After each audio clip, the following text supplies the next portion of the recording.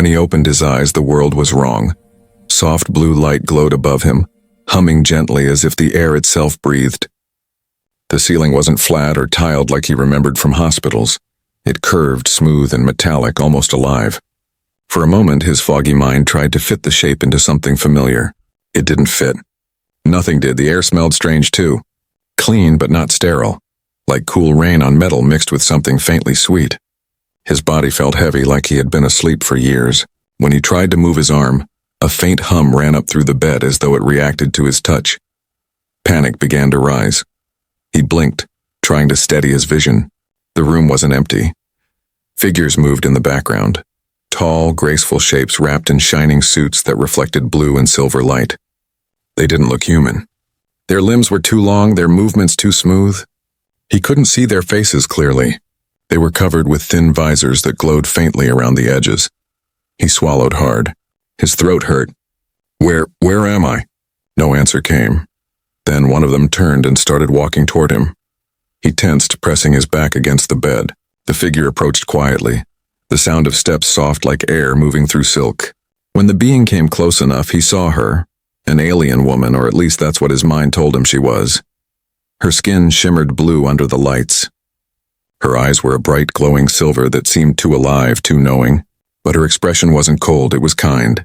She smiled softly, as if she already understood his fear. "You're awake," she said in a calm, melodic voice. He froze. The words were clear.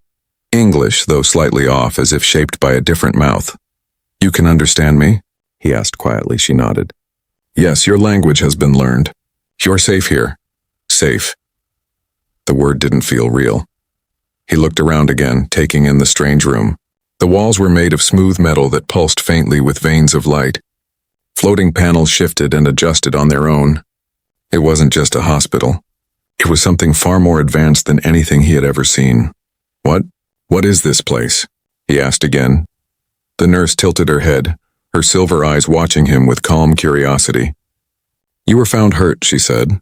"Severe damage. You were brought here for healing." He tried to remember. What had happened? His mind spun in fragments. Darkness, cold, a crash, screaming static, the taste of blood. Then nothing. "I don't remember," he whispered. "That is normal," the nurse said gently. She adjusted something near his bed. A faint vibration ran through the surface beneath him, and warmth spread across his body. The pain he hadn't even noticed began to fade. "What are you?" he finally asked. The question came out smaller than he expected. She smiled again. That smile, it wasn't just kind. It was warm in a way that felt deeply human. "I am a caretaker," she said simply. "You might call me a nurse." Her words should have comforted him, but instead they made his heart race faster. Because despite her soothing tone, something about this place felt wrong. Or maybe it was too right, too perfect, too controlled. He noticed there were no sounds of beeping machines, no distant voices, no human chatter, just soft hums and the faint rhythm of glowing panels. He turned his head toward her again. Her braid shimmered faintly in the light, and he caught a glimpse of small symbols running down her collar, glowing faintly blue. Her entire appearance was like something out of a dream, or a nightmare. "How long?" He hesitated. "How long was I asleep?" Her smile faded for the first time. "A long time," she said softly. "Your body took time to repair. Your kind heals differently." "My kind?" he repeated, his stomach tightening. "You mean humans?" "Yes," she said with a strange gentleness. "Humans." That word hung in the air between them, heavy and distant. He wanted to ask more, where he was, what had happened, but her hand moved suddenly. A small glowing device hovered above his arm, releasing a gentle pulse of light. Instantly, a wave of calm washed over him, like his body was being told to rest. "You need to recover," she said softly. "You are safe. You will have answers soon." His eyelids grew heavy no matter how much he tried to stay awake. The light in the room dimmed slowly. He felt her touch his hand. It was warm, almost human. As the world faded back into darkness, he heard her voice again, calm and almost tender. "You held on longer than we expected," she whispered. "Don't be afraid." He wanted to reply, to ask what she meant. But the last thing he saw was that same smile, the smile that felt kind, and yet somehow carried a secret. Then everything went black. When he opened his eyes again, the room was brighter. The soft blue glow had been replaced by a pale white light that seemed to come from nowhere and everywhere at once. The bed under him adjusted automatically as he sat up, its surface molding to his body's shape. The strange hum of the room greeted him like a heartbeat, steady, calm, alive. He took a deep breath. His chest didn't hurt anymore. The pain in his side was gone too. For a moment he wondered if the entire thing had been a dream, until he saw her again. The alien nurse stood at the far end of the room, her back turned, working at a glowing console. Her long white braids fell over her silver-blue armor, and her fingers moved with perfect precision. When she noticed him awake, she turned and smiled. That same warm, unsettling smile. "You are awake again," she said softly. "That is good. Your recovery continues faster than expected." He looked around. "Still in the same place," he muttered. "Still not home." "You are safe here," she said again, the same words as before. He frowned. "You keep saying that. But where is here exactly?" She paused as if thinking carefully before answering. "You are on a vessel. It is a medical ship, part of the Allied recovery fleet. You were found near the outer ring of a destroyed craft." Destroyed craft? The words struck him like lightning. His breath caught as a sharp flash of memory cut through the haze. Fire, alarms, his ship shaking apart, and then nothing. He'd been in a ship. A human one, his voice trembled. "My crew, what happened to them?" The nurse's expression softened. "We recovered no others alive." Silence.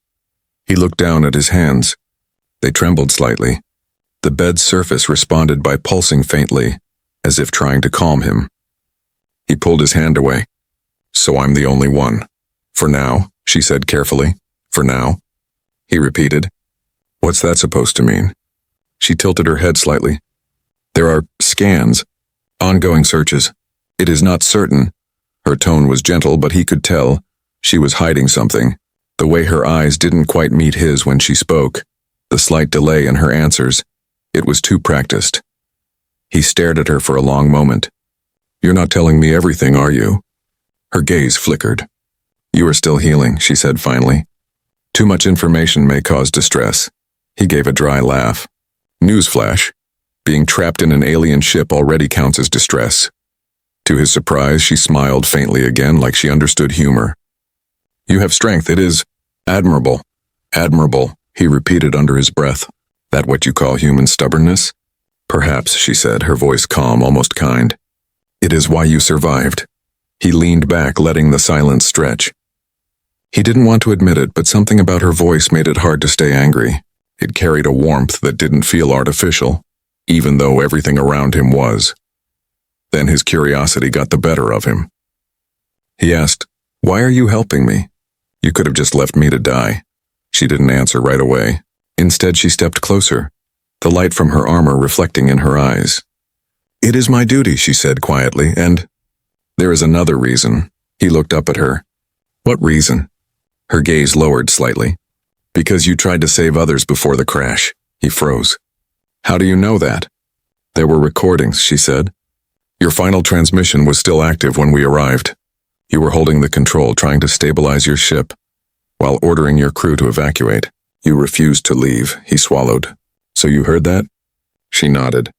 "You said, 'If anyone makes it, tell them I stayed.'" He stared at her, stunned. He hadn't thought anyone would ever hear those words again. How did you find me?" Her voice softened. "We were monitoring human signals. It was rare to find a survivor so far from your colonies. But we found you. We saved you." He was silent for a while, trying to make sense of it all. Then he said quietly, "You talk like you know humans well." Her smile faded just a little. "We have studied your kind for some time." Something about the way she said it made his skin crawl. Not the words themselves, but the tone. Calm, controlled, too measured. "Studied?" He repeated, "As in research?" "Observation," she corrected gently. "To understand, you are unique among species we have met. You feel deeply. You fight even when logic says you should not." He didn't know whether to feel flattered or terrified. "You make it sound like we're lab animals," he muttered. Her eyes softened. "No, you are not. But your existence changes things. You make us question things we believed were certain. That line hung in the air. He looked up at her, puzzled. Question what? For the first time, her calm expression broke. There was something almost human in her face now. Sadness, maybe even guilt. You will learn, she said quietly. But not yet. Before he could respond, the lights in the room shifted to a deep blue. A low hum vibrated through the walls, and she turned quickly toward the door. What's happening? He asked, her posture straightened. There is an arrival. You must stay here. Arrival of who? She didn't answer. Instead, she looked back once, her eyes meeting his with that same soft, mysterious smile. Remember what I said, she whispered. You are safe. But safety and truth are not always the same. Then she was gone. The door sealed behind her with a silent shimmer, leaving him alone again. And for the first time since waking up, he didn't feel like a patient anymore. He felt like something being protected, or worse, something being kept. The silence after the nurse left felt heavier than before. The soft hum of the ship continued, but it sounded different now. Sharper somehow, like the whole place was holding its breath. He sat still, staring at the sealed door, his thoughts running wild. An arrival, she had said. Whoever it was, it clearly mattered enough to send her away in a hurry. He looked around the room again, searching for something, anything, that would tell him more about where he was. The bed was seamless with the floor, no edges, no bolts. The walls shimmered faintly, alive with threads of light that pulsed like veins. Everything looked grown rather than built. He swung his legs off the bed and was surprised to find that his body obeyed easily now. No pain, no dizziness, just an odd lightness as soon as his feet touched the floor. A soft ripple ran across it, like stepping on water that didn't splash. Okay, he whispered. That's new. He took a step forward and the lights above followed him automatically. Every movement he made seemed to trigger the room as though it was watching him. Then the air changed. A faint vibration ran through the walls, followed by a deep, resonant sound like a ship docking. He turned toward the door just as it slid open. The nurse stepped in first, her face calm but her movements sharper, more precise. Behind her were two taller figures, aliens but different from her. Their armor was darker, their eyes a piercing shade of violet that reflected the light in streaks. They carried no visible weapons, but everything about their stance said authority. She stopped near his bed and spoke softly. Do not be afraid. These are commanders of the vessel. They wish to speak with you. He frowned. Commanders? About what? Your recovery, she said, though her tone didn't sound convincing. The taller of the two stepped forward. Its voice was deeper than hers, echoing slightly in the air. Human survivor, it said. We are here to confirm your stability. The words were clear but formal, rehearsed. He crossed his arms. You mean to see if I'm still breathing? The alien tilted its head slightly. Your species uses humor to mask unease, noted. He blinked. Are you analyzing me right now? Observation is necessary, the alien replied. Your presence here has significance. He didn't like that word, significance. It sounded like they had plans for him. The nurse took a half step closer, placing herself subtly between him and them. It was a small gesture, but it didn't go unnoticed. The taller alien's gaze shifted toward her. You show unnecessary protection, it said. She is my patient, the nurse answered softly. Until his recovery is complete, his well-being is my responsibility. There was a long pause. The alien's eyes glowed faintly brighter, as though calculating something unseen. Then it turned back to him. You were found near the edge of conflict space, it said. Your craft was destroyed by weapons of unknown origin. Tell us what you remember, he hesitated. Not much. There was a distress call. A burst of static. Then we got hit. Everything went dark. Did you see who attacked? No, he said firmly. And if I did, I wouldn't be sitting here, would I? The alien stared for a long moment, then nodded. Very well. You will be questioned again later. He frowned. Questioned again? For verification, it said simply. Then it turned to leave. The second alien followed, silent as a shadow. But just before they reached the door, one of them looked back at the nurse. You are to report his progress to Central Command, it said. Directly. I understand, she said quietly. When they were gone, the door sealed again. The room returned to its calm blue glow. He looked at her. You going to tell me what that was really about? She didn't answer right away. Her eyes followed the fading light at the door. "They want to know how you survived," she said finally. "I told them I don't remember." "I know." She turned back to him. "But there is more. Your ship was destroyed by something they cannot identify, and yet your body survived the blast without severe molecular decay." He blinked. "Meaning?" "Meaning," she said softly. "You should not be alive." The words hit him harder than he expected. He stared at her, trying to understand. "Then why am I?" She hesitated, then said quietly, "Because something changed inside you."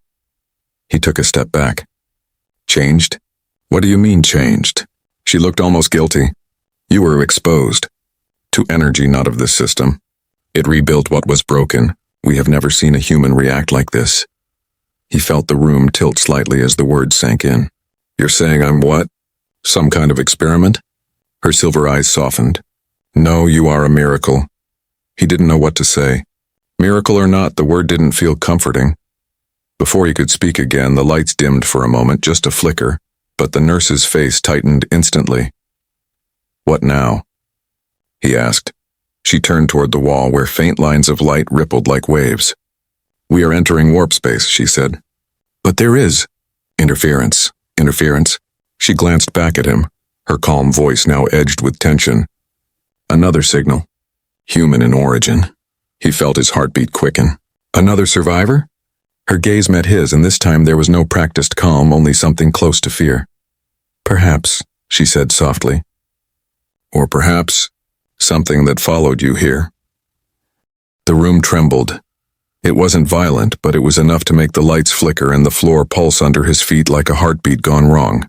The nurse turned toward the wall, her silver eyes glowing faintly as new lines of light appeared across it. Symbols, readings, alien text he couldn't understand. He stepped closer. "What's happening?" Her fingers moved quickly across the panel. "The ship detected an external signal," she said, her voice calm but strained. "The source is nearby, too nearby." He frowned. "Nearby? I thought we were in warp space." "We are," she replied. "That is why this should not be possible." The word sent a chill down his spine. She pressed a sequence of symbols and part of the wall turned transparent. Outside, the endless darkness of space stretched out, twisting and bending like liquid glass. Colors shifted between deep blue and violet, the strange light of whatever warp looked like from the inside. But in the distance, faint and flickering, there was something else, a shape. It wasn't large, at least not compared to their ship, but it pulsed with an unnatural light, red and white alternating like a warning. He took a slow breath. "That's the signal?" "Yes," she said quietly. "It is sending a human distress code." His heart skipped. "Then we have to go there." She turned to him sharply. "No, we cannot." "Why not?" he demanded. "Someone could be alive." Her voice softened. "I hope not." He stared at her, confused. "What do you mean you hope not?" "Because that signal is identical to yours," she said slowly. "Every pulse, every pattern. It is not new. It is a copy of the one your ship sent before it was destroyed." His stomach dropped. "That's not possible." "Exactly." The air in the room seemed to grow colder. She tapped another command. The transparent wall shifted again, showing closer detail. The flickering red and white light came from a broken ship, human in design. Its hull was shredded, floating in the twisting void. But as the light pulsed, it wasn't random, it was rhythmic. Almost deliberate, he recognized the model immediately. "That's my ship." Her head turned slowly toward him. "Then you understand why I said we should not approach." He stared in disbelief. "But you said it was destroyed." "It was," she said. "And yet there it is." He shook his head, backing away from the window. His mind tried to make sense of it. No, this isn't real. Maybe it's just debris, maybe the signal's reflecting off something." "It is not debris," she interrupted softly. "And the signal is active. It is calling for you by name." The sound of his heartbeat filled his ears. He looked back out the window. The flickering ship seemed to drift closer through the warped space, its light growing stronger. Then he heard it. A faint crackle echoed through the air. Then a voice. His own voice. "If anyone makes it, tell them I stayed." The same words the nurse had told him she heard during the rescue. The same tone, the same breath. He froze. "That's my recording." "That's me," she nodded. "Yes, but it should not be transmitting now." The voice repeated again, warped and distant this time. Tell them I stayed. Then another sound followed it, something deeper, distorted. Like static trying to form words. She moved closer to the console, scanning quickly. The signal is merging with another frequency. Not human, it's mimicking. She looked at him, her eyes tense. It is not calling for help. It is calling for you. A low vibration spread through the room again, stronger this time. The walls dimmed and the lights flickered. Somewhere deep in the ship, an alarm began to hum, a deep rhythmic pulse that sent chills through him. What's going on now? He shouted over the rising sound. The object is trying to phase into our warp field, she said, pressing commands rapidly. It's pulling itself into our dimension. How do we stop it? I'm trying. The ship lurched violently, throwing him to the floor. The nurse stumbled but regained her balance instantly, her glowing suit absorbing the shock. She extended a hand to him. Hold on.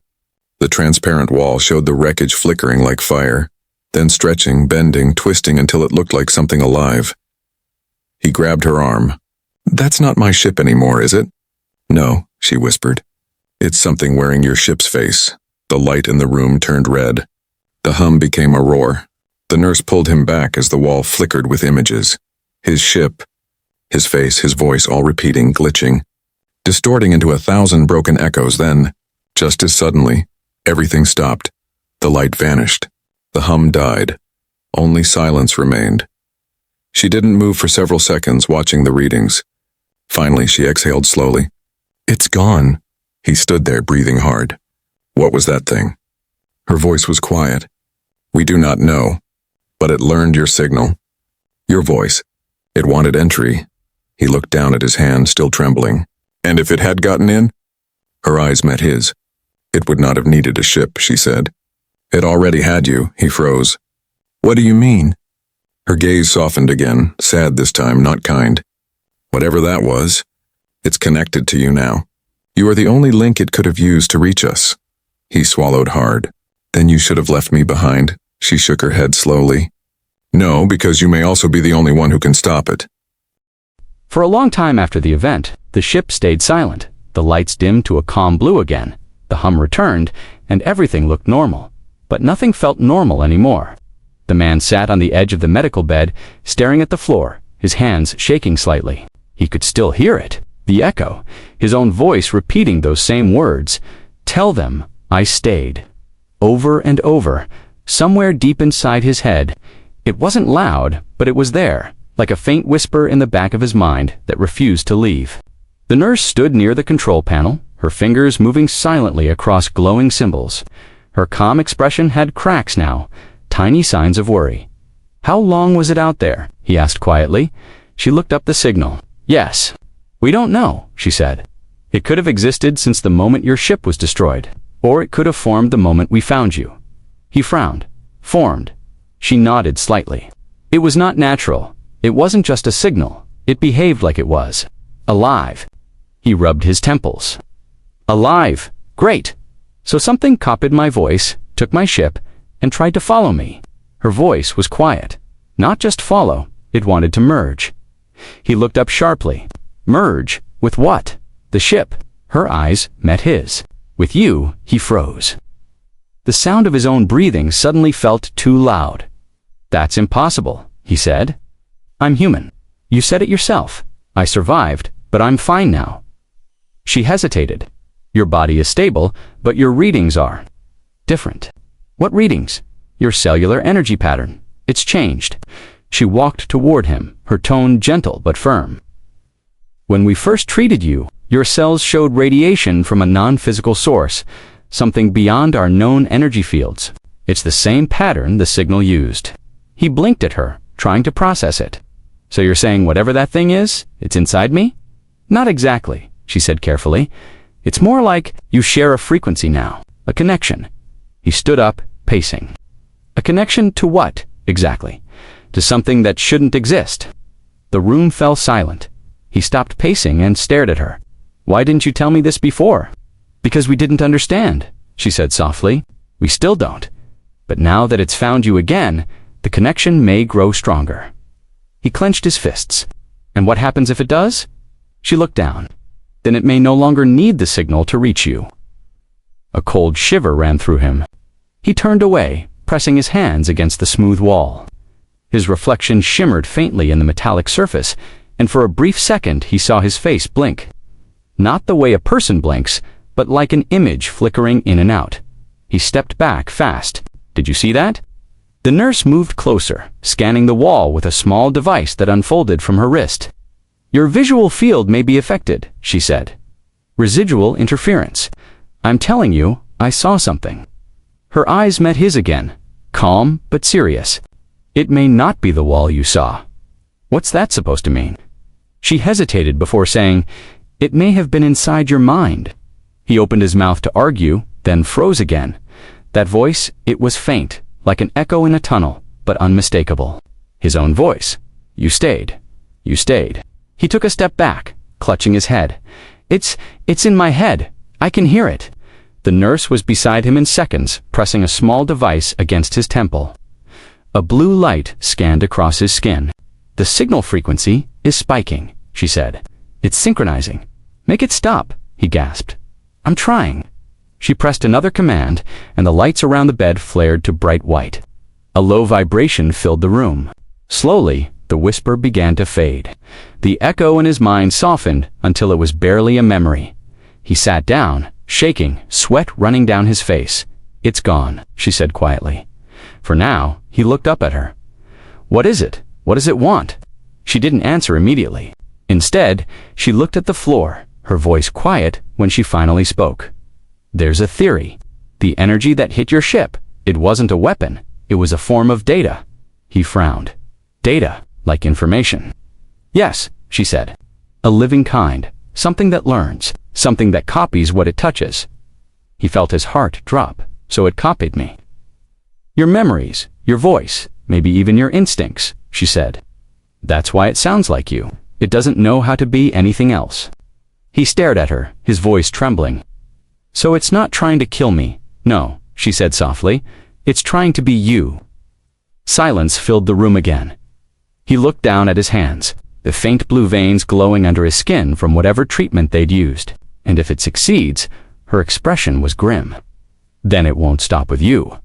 The light in the room flickered again. The hum grew louder, faster, sharper. She turned toward the control panel, frowning. Something's interfering with the ship's field again.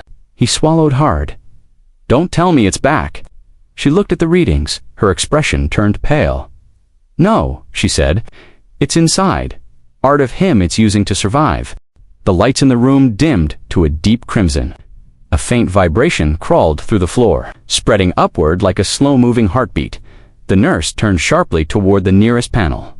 Containment fields are failing. He stood still, trying to steady his breathing. What does that mean?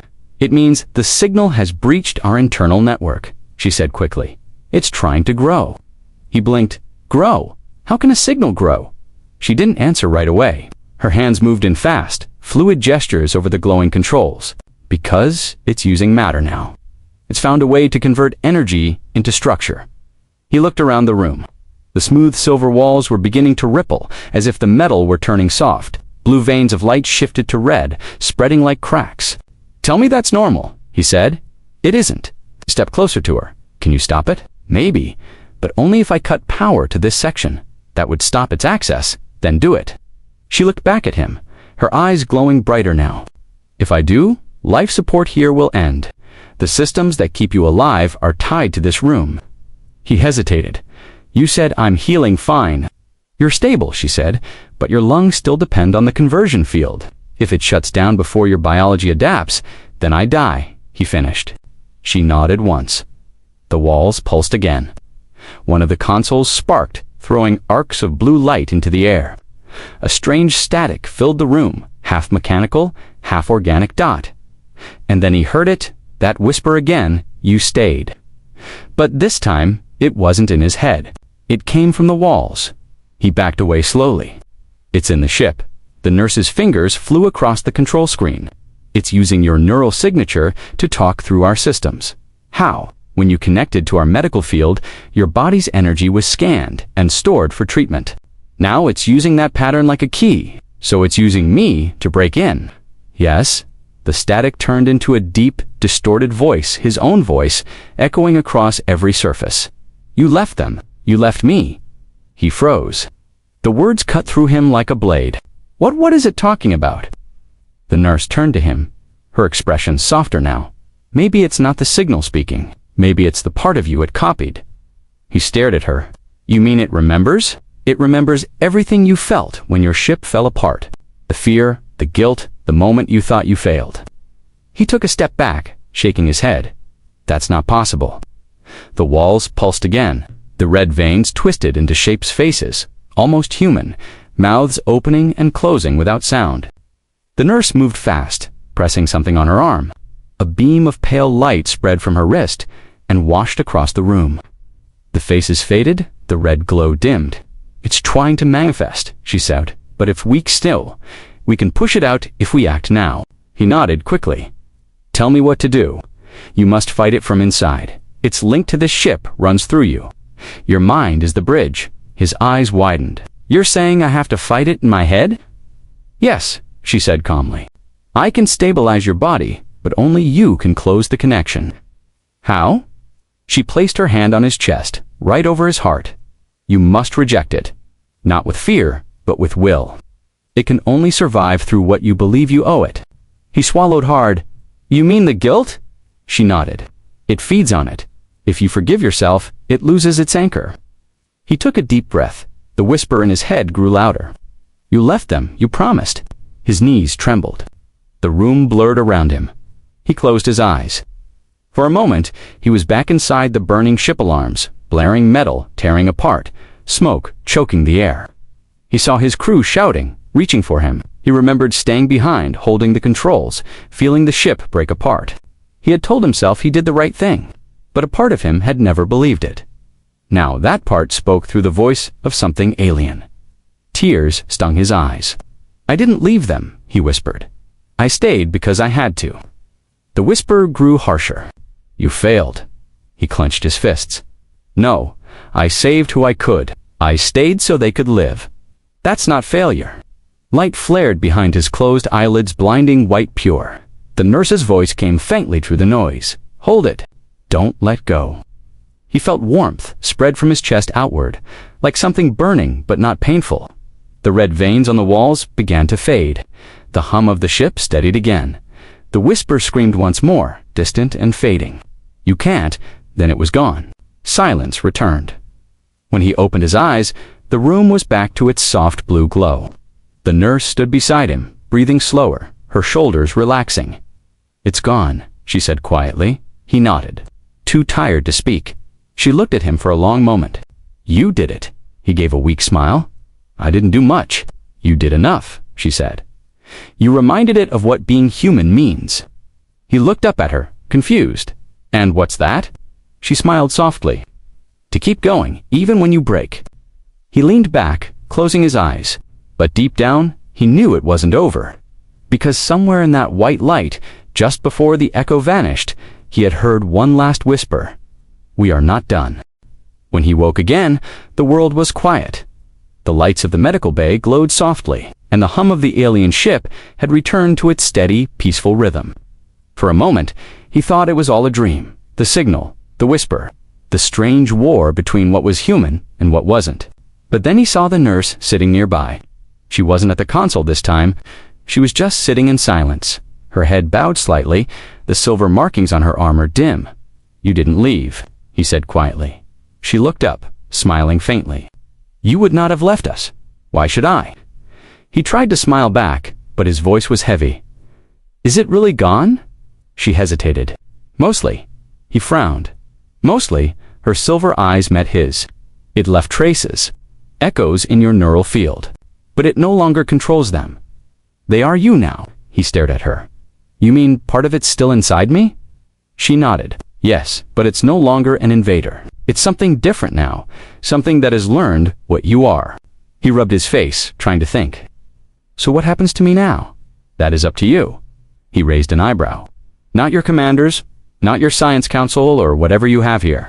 A small, almost secret smile touched her lips. "They do not decide everything. Not here." He looked around, the memories of red light and screams still fresh in his mind. "You risked this whole ship for me. You risked your ship for others," she said simply. Perhaps this is balance. For a while, they just sat there listening to the faint hum of the walls. He found it strange, even comforting now then. He asked, "Why were you watching us? You said before. Your people studied humans. Why?" Her expression changed slightly, soft but serious. "Because you confuse us." He blinked. "Confuse you?" She nodded. "When most species face death, they accept it. They surrender to logic. But you humans, you fight. Even when it makes no sense. Even when you know you will lose." He gave a small, tired laugh. "Yeah, we're stubborn like that." "It is more than stubborn," she said quietly. "It is faith. You believe there is meaning in the struggle itself." He thought about it for a long moment, and that's what saved me. "Not saved," she said, shaking her head. "Transformed. The thing that tried to copy you, it couldn't understand why you stayed behind when you could have escaped. It saw no reason, it saw no logic. That was why it needed to be you to know why." He swallowed hard, and now it knows. "Yes," she said, "and because of that, it changed. It became more human. You taught it that survival is not just about living, but choosing what you live for." He leaned back, staring at the ceiling.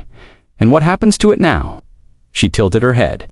"We don't know, but maybe it will find its own way, as you do." Silence filled the room again. For the first time, it didn't feel empty. He looked at her, studying the faint glow of her eyes, the warmth in her expression. "You said your people don't understand faith? Do you?" She smiled softly. "I think I am beginning to—" A light knock interrupted them. The door shimmered open, and one of the tall commanders stepped inside. This time, the alien didn't carry that cold authority. It simply looked at him and said, "Human survivor, your presence is no longer required for study. You are free to choose." "Choose?" he asked. The commander nodded. "Return to your people or stay. The decision is yours." He hesitated. His people, his world. The idea felt both distant and familiar. "If I go back, will I be the same?" The nurse answered softly, "No one who has seen beyond their limits ever is." He smiled faintly. "I guess that's fair." The commander inclined its head once and left. The nurse stood, walking closer to him. "Whatever you decide, the connection remains. You carry something no one else does, not just from us or the signal, but from the choice you made." He nodded slowly. "Yeah, I think I get that now." She reached out, placing a hand gently on his arm. "Then go, live as you are meant to." He looked into her eyes, those strange, shining eyes that now didn't seem alien at all, and said quietly, "You smiled when I woke up the first time. I never asked why." She tilted her head, a small, kind smile forming again. "Because you were the first human I'd seen who held on to life even after losing everything. You didn't fear me, you feared stopping." He gave a soft laugh. "Yeah, sounds like us." When he stood, the floor shifted beneath him, supporting his steps like water carrying a leaf. The door opened, and he looked back once. "Thank you. For what?" she asked. "For reminding me what being human means." The nurse smiled again, eyes glowing faintly. "We did not remind you. You reminded us." He walked through the door into the light, not knowing where it would lead, but knowing at last why he had survived. Because in a universe of logic, precision, and endless stars, humanity's greatest strength wasn't power or knowledge, it was the simple, stubborn choice to care.